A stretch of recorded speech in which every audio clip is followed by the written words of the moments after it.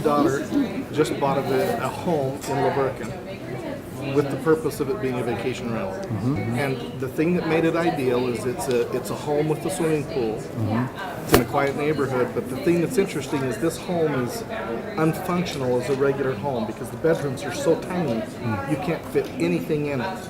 And anybody who's lived there goes, you can't live in this house. It's unlivable as a house. And yet it's got this nice yard, a nice swimming pool, it's got a hot tub, it's in a quiet neighborhood, it's got plenty of parking, but nobody can live there. Yep.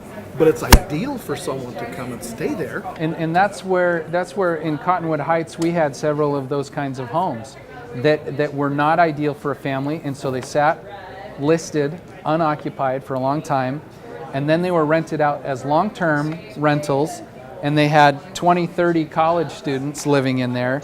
And we came in and introduced ourselves to the neighbors and said, hey, we've been engaged to represent this home, and we'll only do so if you want us here. What we propose is professional management to control noise, parking, trash, and all those other things. Here's my number. We'll be there in 15 minutes if you ever have a problem. Well, that looked like a really good alternative to what they'd been experiencing for the last 3 or 5 years.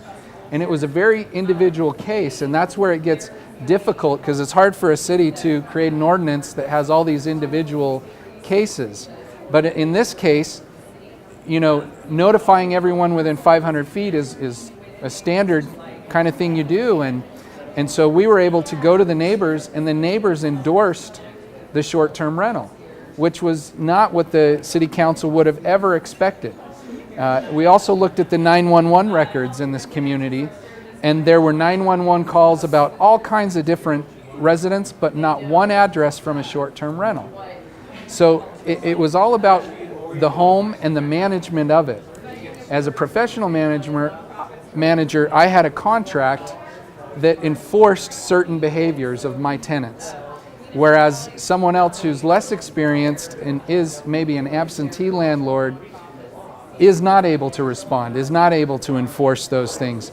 In Cottonwood Heights, we took the workload off of the city ordinance workers, off of the city attorney's desk, and we provided what needed to be there. We were professionals operating in a capacity to relieve the city of that requirement and that duty and that expense.